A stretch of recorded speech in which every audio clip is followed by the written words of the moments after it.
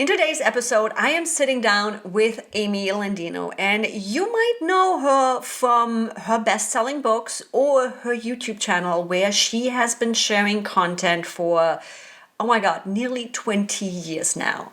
And Amy opens up in this episode of She is a Leader about how she has evolved her brand through marriage, children, multiple house moves, and business pivots, all while maintaining her core message. She reveals the sneaky secret behind how she's managed to stay true to her niche despite all the changes that have happened in her life. You'll hear us talk about what she calls model and modify, her approach to taking proven systems and making them your own. Plus, we also get into a conversation about something I first learned from Amy years ago that completely changed my own business.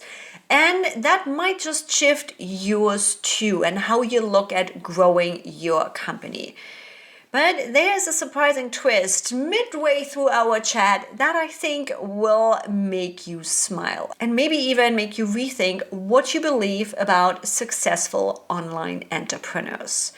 Whether you are starting your business or you are looking to scale to 7 figures, this conversation is packed with practical wisdom from somebody who has actually done it and not just talked about it. So grab your coffee or whatever your drink of choice is today, get comfortable, and come join us for a conversation that might just change how you think about your business systems forever.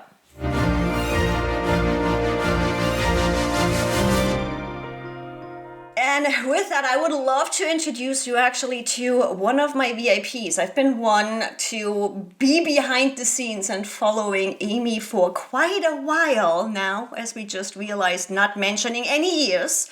For anybody that has not met Amy yet, it is time you meet her. And to introduce her, Amy Landino is a high-performance personal brand coach turning personality-led businesses into 7-figure thought leaders. She is a 3 times best-selling author, best known for her blog, Good Morning, Good Life, as well as the 5 Simple Habits to Master Your Mornings and Upgrade Your Life. If you see lemons anywhere, you know it's Amy. And she travels the globe educating audiences on how to capture attention and build brand leverage. On her award-winning YouTube channel, Amy is dedicated to sharing high-performance mindset strategies for women to increase confidence, motivation, and productivity. Girl, I am so happy to have you on the podcast. Welcome to I am happy to be here, Yvonne. Thank you so much. It's like so fun hearing that you know so much about my history. These are the conversations that are the most fun to have. So the question is, are the bangs ever going to come back? They came back. Literally during pregnancy, I lost so much hair. I went to my hairstylist and I was like, fix this, because I had so many short ones growing back. We had to like give them an assignment. So the bangs come in, they come out.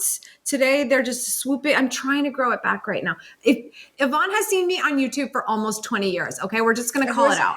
For anybody that doesn't know what we're talking about, back in the day, little YouTube Amy, before she even hit the first 100K, had the straight long hair with the bangs. And it's like, it took me a while to lose that picture and be like, yeah, that's not how she looks anymore.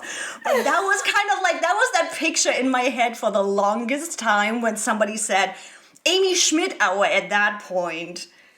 Yep. That's the one. That's the one. You know someone's been around a long time when they can pronounce my maiden name. So you got a German over here. I know you've got it easy, but to even know what it is and be able to say it is like an anomaly in my world. But yeah, this is such a good example, by the way, of anyone who's afraid to pivot.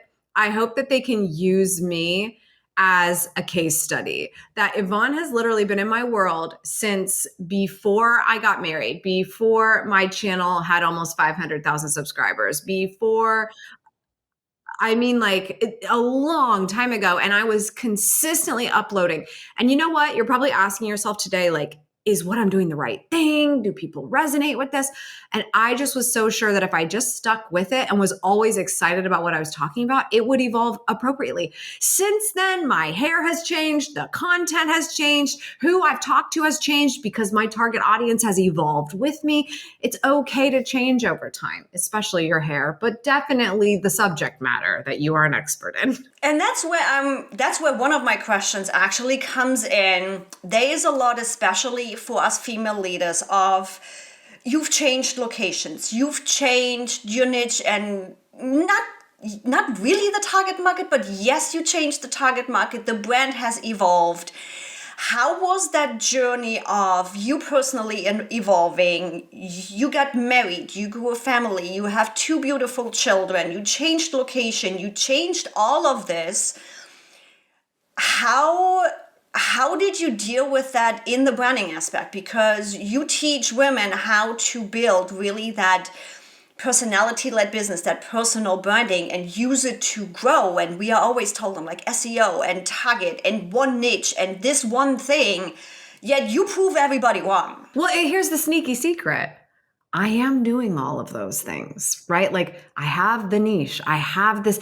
It's just how you need to apply it in the moment and what all the context around it is. Like you said, my target market hasn't actually changed that much. It's just how I've been serving them and continuing to evolve that. I'm glad you called that out too, not just multiple hairstyles and multiple content. I've moved a number of times, and listen, was not the most fun process for me all the time. But the good thing about that is trying things and seeing how I felt about them. I don't think a lot of people do that. They're like, I need to stay exactly this way and do this and follow this and stay here and don't move. And you don't actually find out more about what you like and don't like when that's the case. And then you just have questions that go unanswered.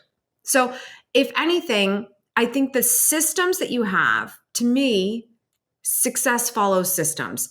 When you have systems that can keep you kind of in alignment, you are more likely to be able to deal with volatility, changes, economic changes, changes in your lifestyle, especially when your personal brand is such a big aspect of the business. So when I moved from, this house to the next house, and then that house to a house out of state, and then I didn't like that house in that state anymore because I had a baby, and so I moved to another house in another state. There's continuity in how I handled the business, how I handled my content, that even if my background was changing, that you could still come to expect the same level of value in the same way and serving you for a specific purpose. So the systems are how I'm able to keep life more interesting without completely losing myself. And then sometimes you do lose yourself, but you find your way back. And I love that you brought up the do it and feel it out, because I think often enough we can get stuck in analysis paralysis. Right? I'm a freaking over planner, guilty of this myself. Fortunately, I have an assistant that she's like, "Girl, you're doing it again. Go do."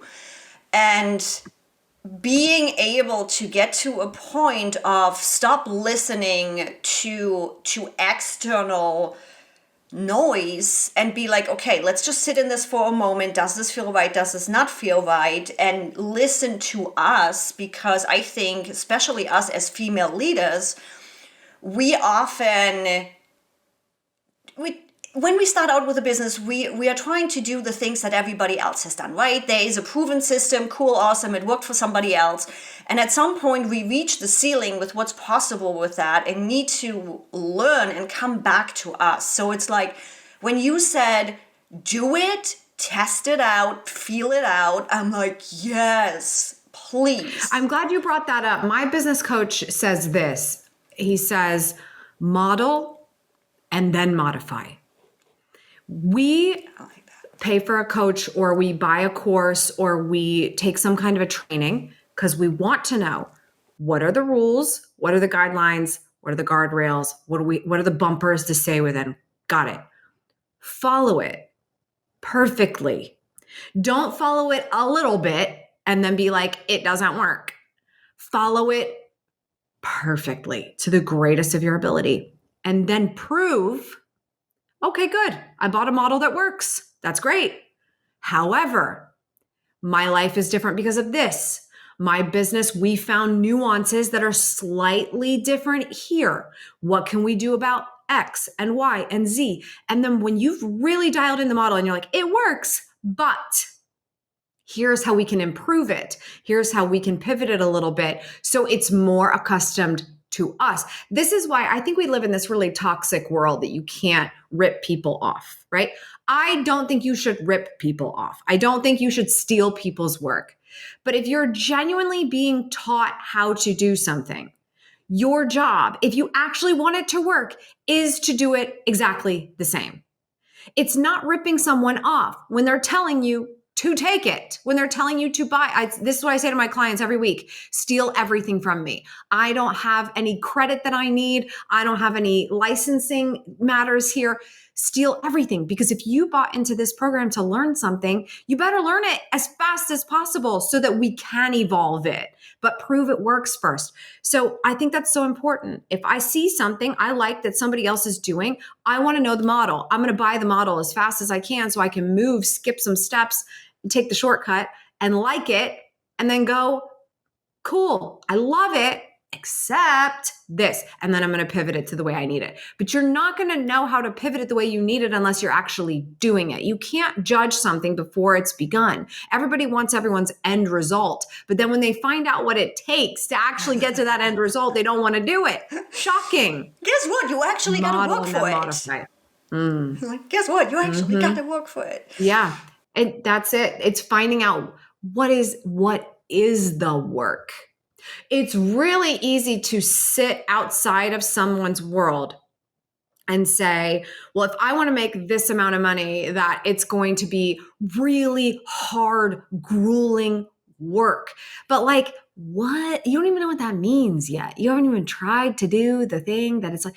You have to actually be in it and learn, because the point is not for you to be doing manual hard labor. If it's not manual hard labor, the goal is that you find the model that works so that you can take the fewest steps possible. This is my favorite quote in the history of the world. I was telling my clients about this yesterday because I think it's amazing that I highlighted this in a book I probably read 10 years ago. And there's no way I knew the first thing about what he was saying. But now when I hear it, I'm like, oh my gosh. And it was from 4 Hour Work Week. And by the way, the first time I read 4 Hour Work Week, I didn't have a Kindle to be able to highlight because they didn't exist yet. So I think it's funny that I highlighted it whenever I did. So the quote was something along the lines of that massive action is measured by outputs, not inputs. So sit in that, like, massive action is measured by outputs, not inputs. What is the rest of it? Increased outputs necessitates decreased inputs. So if you are actually taking massive action, your outputs have been throttled up by the few inputs you've dialed in. And that's what we're talking about when we talk about mastery. And that's what we're talking about when we talk about branding. The entire reason that you would want to have a personal brand, whether you work with me or somebody else, or you're thinking, I'm going to make content so people know who my face is. The only reason why you would do that is so that instead of, let me make a sales call and tell somebody that I can help them, you're saying, let me share the value that I would have put in that context and make it a YouTube video that could be distributed to thousands, maybe millions of people, or a TikTok or whatever, podcast. You're throttling up the outputs with the scale of communicating your message. Which, for everybody listening and still struggling a little bit to wrap your head around it, if you're in the beginning of this phase, pretty much means stop reading all the damn books and start implementing. Start doing. And with that, you tapped personally right back into a personal branding and showing up and doing the YouTube video. Now, when women start, or people in general, entrepreneurs in general, to step into this and to go public, I often see it in combination too with stepping into a leadership role, going more public, stepping into a leadership role. And there's often the hesitation, the who would listen to me, who am I, the imposter syndrome, the fear of showing up, the fear of being wrong. How do you help your clients to step into this and God, I'm freaking own your awesomeness no matter where on that path and in that journey you are at the moment? A couple of things. First of all is my number one rule of personal branding. And secondly is, what's the system? As soon as you can see what to execute within a system and what is a system that works, how can I model and then modify, that's going to help somebody get out of their head pretty quickly because they want to execute, they want to prove they're enough. So they are willing to do the work if they are given those, those instructions. So I have an idea on that in terms of YouTube. I'll get to that in a second. But I like to start this off with the number one rule of personal branding, and that is people care about who you are. They don't care about you. What does that mean? People don't care what my babies look like. They're cute. The consensus is they're cute, okay? But people don't care what they look like. They care that I am a successful entrepreneur running a 7-figure business from home while balancing those babies. So when you see my babies or my children in my content, it's meant to be this character layer of who my brand is, that I can have this family life. I can have a very strong parenting role with my kids and how they think as they grow up. And I also have figured out a way to make that life make sense with how to run the business. There was a time where I loved my craft so much. I woke up at 5 o'clock in the morning to start working on my craft so that I could keep working on it until 9 o'clock at night. I loved it so much. And I thought I was going to love it like that forever. Guess what? I don't. It's the coolest thing ever that I put the time in for such a long period of time that has set me up to this moment. But what's the point if I don't leverage that leverage? So by having a very strong presence and putting the time in and getting the reps and building reputation, and I have people like Yvonne that have been here for years and years and years, and they're like, this girl knows what she's talking about. She's worth my audience's time. So we're going to have a conversation. I now can leverage that to go spend an afternoon with my kids if that's what I want to do instead of having them be in school, or I want to take a vacation, or I don't want to work at 5 o'clock in the morning. I want to take my sweet time until about 10 a.m. I definitely don't get on phone calls until the afternoon because I don't want to talk to anybody in the morning. If you haven't heard, I'm pretty possessive of my mornings. Like that leverage comes from putting in the work. People want to know that. They're like, the fact that she has a family and has cracked the code on how to modify the model in that way, now someone's qualifying being in my audience, being in my world. But posting pictures of my kids, what I ate for lunch, look at my fancy vacation without context of how that is applicable to my audience doesn't matter. So you don't have to be in your head about whether you're enough. There is a former version of who you are now that needs to know what you know now. So you always go to the camera, to the podcast mic, to the blog post, to the newsletter, to the places. You go there to talk to that person because people care about who you are. They care about what you want to be known for. They care about how they can articulate really well what the heck you do to their friends when they know somebody else should be in your world. Who you are and being able to explain that, that's brand. So once you lock that in, and it has to do with a lot of clarity of your person and who you're speaking to, it changes everything about your insecurities and branding. I'm curious, taking the branding knowledge, taking the security, and literally right now going through a phase of re-clarifying, what do I stand for? What do I do? Who am I talking about? And two, are there some common mindset barriers you see preventing women entrepreneurs and female leaders to turning that into their 7-figure business in that scaling phase? Do you see common issues and common barriers that tend to kind of like come up a pattern potentially that keeps them from scaling to that 7-figure business? And how do you help them overcome that? Yeah, I mean, plain and simple, you just aren't increasing your price as you increase your wisdom and experience. When you are so used to grinding and doing so much of the nitty-gritty work, especially at the beginning, you still consider yourself at that pay grade. This is why I always tell people they need an assistant. We are not ready to offload. We are not ready. We're not ready. I'm completely jumping in here because we talked behind the scenes, and Amy was actually back in the day the trigger. Let's bring Kenneth in here. And yes, I literally in the green room. I think he's on lunch right now, but I am gonna.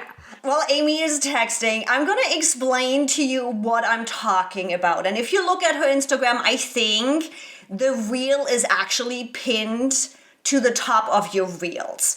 Amy, back in the day, and this has been a repeated story, which also shows you can repeat your stories because there's enough people that haven't heard it yet. When Amy and I talked about getting her on the podcast, she is like, hey, yeah, I'm going to send this over to my assistant, Kenneth. And my first reaction was, is he real? Because Amy was the one that I heard this the first time about. She was talking and still is talking about when you are in the beginning, get yourself a fake assistant. And for me, it was a mindset shift of having a fake assistant because I felt like I can talk differently than when it's me in the email. I suddenly felt more in a position of being like, you know what, I'm gonna pop the price double what I feel confident with, because guess what? I'm not pitching myself, my assistant is pitching me. And you can just have different conversation. You can show up differently. Now, I would love for you to tell your story with your fake assistant. And yes, Kenneth, her current assistant, actually does exist. I know. I just texted him and he's on lunch. But if I can get him in here because I want to prove Kenneth is real. Here's the deal. Fake assistant is not what everybody thinks it is at the beginning, but people get very excited about it at the start because if they don't think it's out of integrity, which I can understand why some people think that, it's a method to start incorporating an assistant into your life. So very easy. Just come over to my Instagram to get the full briefing on it. If you send me, make sure you're following me because it won't work if you're not. And message me the word playbook. Just tell me that Yvonne sent you. We'll send you the full fake assistant playbook. It has canned emails for you to use, like the whole thing.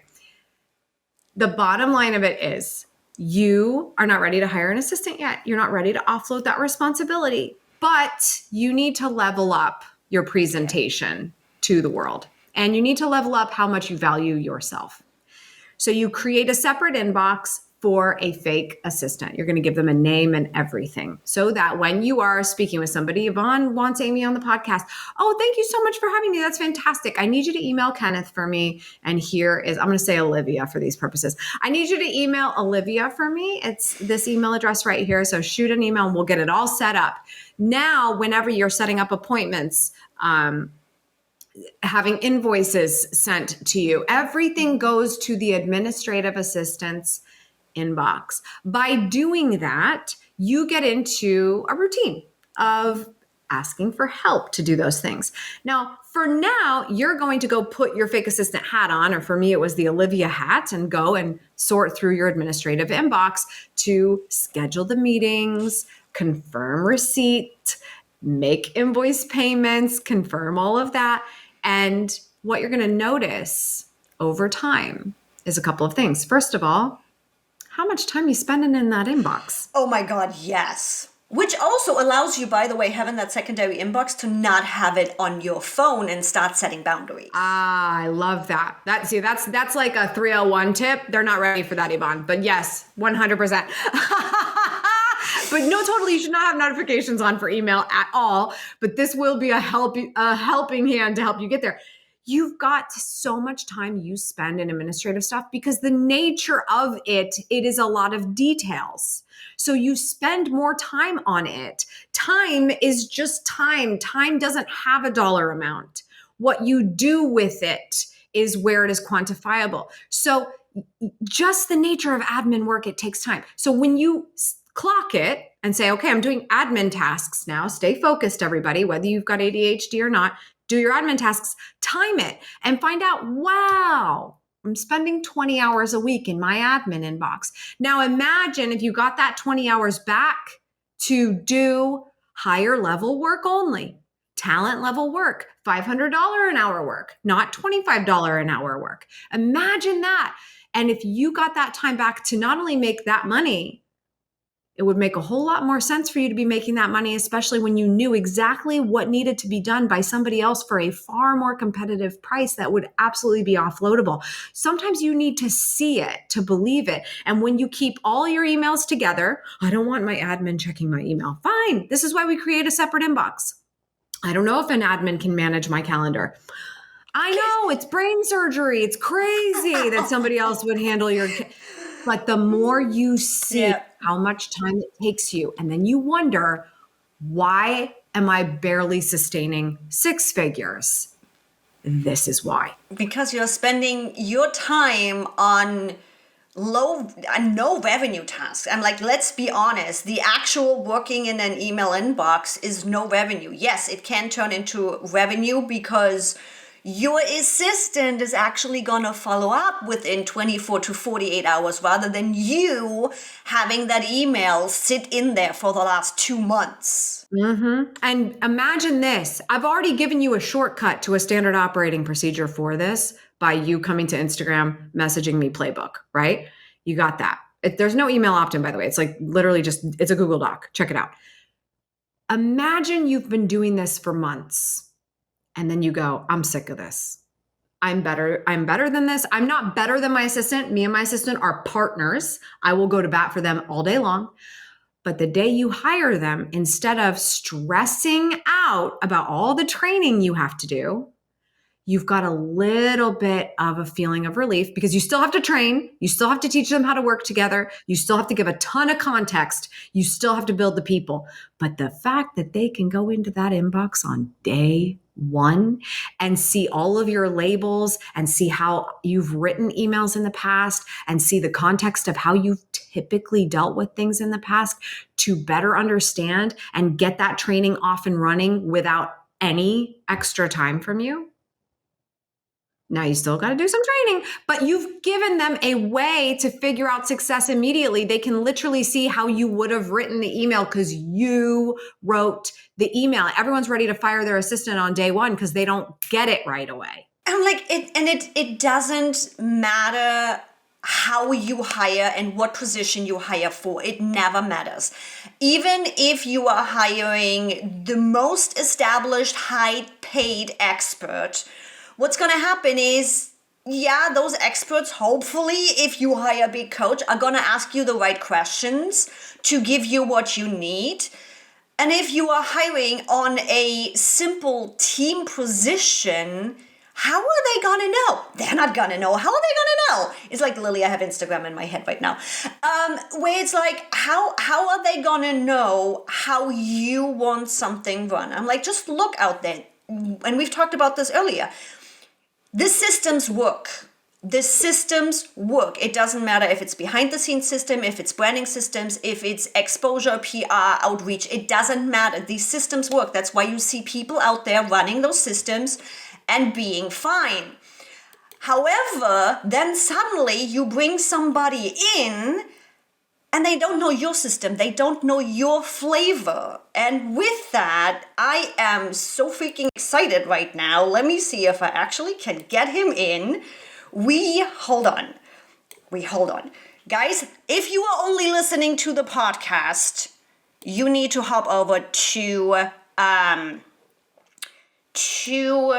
YouTube right now because I am on the fly. How do I get in here? Where's my camera? There we go. I'm somewhere in the middle. There we go. Let's take this one off. Kenneth is real. I am in fact real, yes. We talk about the fake assistant a lot on these podcasts, and I want everyone to know because Kenneth does sound like a very fake assistant name, by the way. It is such a proper name.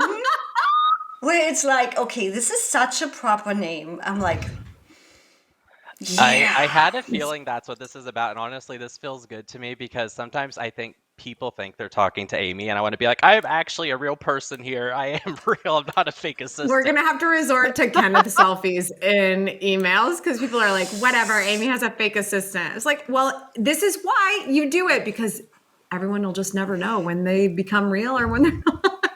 And I'm like, Kenneth, the part of the conversation, I don't know if Amy told you in the quick chat message of getting you in here. I followed Amy since back in the day, right when she started. So I had a fake assistant back in the day based on the conversation she had on her YouTube channel about the fake assistant. So the moment we had talked on Instagram and she's like, yeah, Kenneth is going to contact you. I'm like, does he exist though? Like, considering it's been a few years now, I assume he exists, but this was just a perfect setup. I am, in fact, real. Thanks so much for playing with us. But and is he going to be in the popping recording though? Because I can't see him. Yes, I think you are probably seeing right now just our recording. I'll send that over to you on Instagram because Thank you, Kenneth. We are snuggling Kenneth in between us right now. It is too much fun to actually prove, yes, he exists. I love it. You guys heard it here first. You heard it here. Well, you saw it here first. I mean, I've been trying to say it, but here on She is a Leader, you get to see Kenneth as the realist. And I love it that we were able to kind of like take it. This feels like live streaming again. I haven't done live streaming in a while, but it's like you just flow with the punches and you just have fun. Awesome. Well, it was nice to meet you. Get back to work. Absolutely. Yes, ma'am. Have a good one. Thanks, Kenneth. Yep.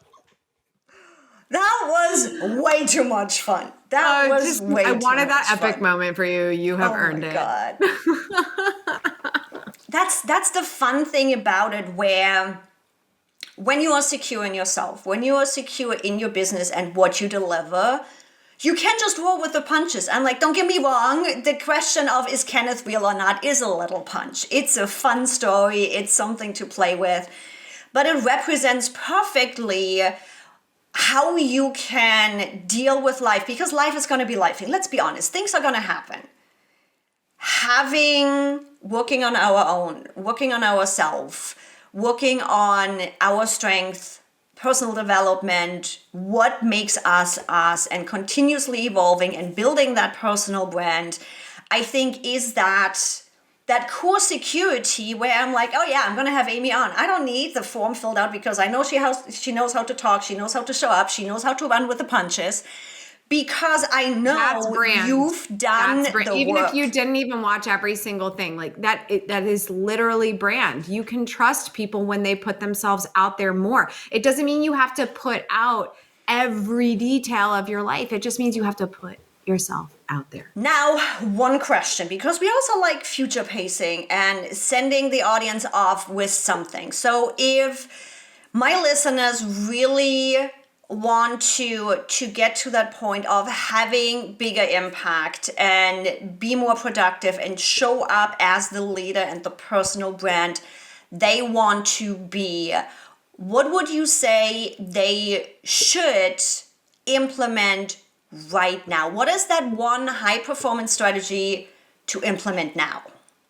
And no, you don't get to say implement a fake assistant. I love this question. No, I mean, everyone's already so busy making their fake assistant right now. They're like, no, there's no way we could have something even better. So if you are having a really hard time figuring out what is my brand, how do I define it? What are the colors? How do I figure this out? Just like stop. Just stop with all of that. I don't even care what your niche is yet. I don't. I genuinely don't. I think people haven't figured out what their niche is because they haven't actually figured out what other people want to learn. Everyone's like, what do people want from me? They want to know what you know. So right now, I want you to make a list of the 10 most asked questions that you get. I don't care what they're about. If you're already pretty dialed in on what your business is and what people typically ask or the mindset issues that hold them up from taking a step further, that's fine. fantastic you're already ahead of the game. If you're like, I know how to bake a great souffle, cool, awesome. I don't even know if you bake souffles. I just like said that. So it's just, if you have something that someone asks you, I want that recipe, I need to know how you got to that level, how did you find your first assistant? I don't care what the question is. I want you to write down the 10 you get the most frequently. As a matter of fact, if I would have followed this advice to a T 20 years ago, or well, let's say 15 years ago, when people had no idea that content creation was a thing and I was doing it and people thought it was weird, I would have made a video called, Here's How to Fix Your Printer.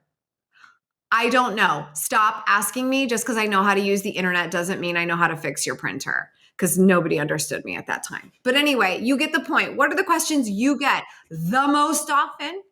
The most often, and then answer them. I just challenge you. My favorite thing ever is I worked with a real estate agent, one of my first clients, and all we did was sit down and film a video answering each of their most frequently asked questions. I want you to imagine that your real estate agent probably gets the question a lot, should we lowball or should we go high, or should we, and we live in a different real estate world compared to back then. But you were able to answer that question to the best of your ability, as thoroughly as possible, in an amazing way, in a video.